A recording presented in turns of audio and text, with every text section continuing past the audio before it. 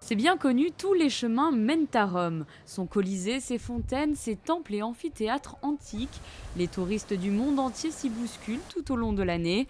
Qui peut rester insensible au charme de la cité éternelle? Depuis le XVIIe siècle, Monaco et l'Italie entretiennent des liens étroits.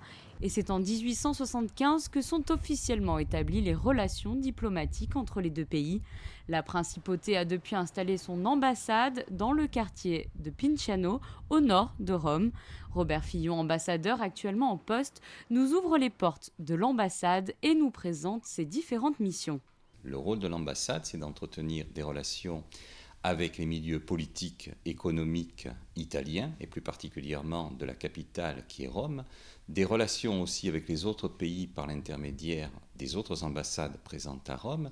Et l'ambassade à Rome a une particularité, c'est que c'est aussi une ambassade multilatérale, c'est-à-dire que nous sommes accrédités à la FAO, qui est l'Organisation des Nations Unies pour l'alimentation et l'agriculture, et auprès du PAM, qui est le Programme des Nations Unies pour l'alimentation.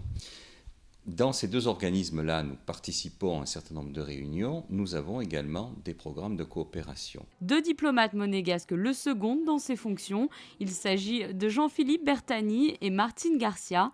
Ils l'assistent ainsi dans les différents dossiers d'actualité.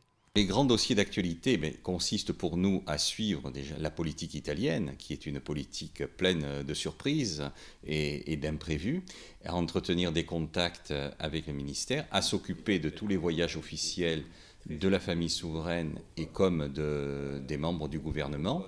Et ensuite, par rapport à des pays comme Saint-Marin, nous avons également un suivi des dossiers que nous avons en commun. Je pense en particulier à l'accord d'association qui est en projet avec l'Union européenne. Également, chaque fois que les dossiers fiscaux, que des dossiers économiques évoluent, que la position italienne évolue à ce sujet, eh bien nous nous informons et nous faisons un rapport de la même façon que nous faisons des rapports réguliers sur tout ce qui se passe au sein des organisations internationales multilatérales. Rappelons que l'ambassadeur de Monaco en Italie est également accrédité à Saint-Marin, en Slovénie, en Croatie et en Roumanie. En 2015, la principauté de Monaco compte 16 ambassadeurs accrédités auprès de 27 États, ainsi qu'au sein des plus importantes organisations internationales.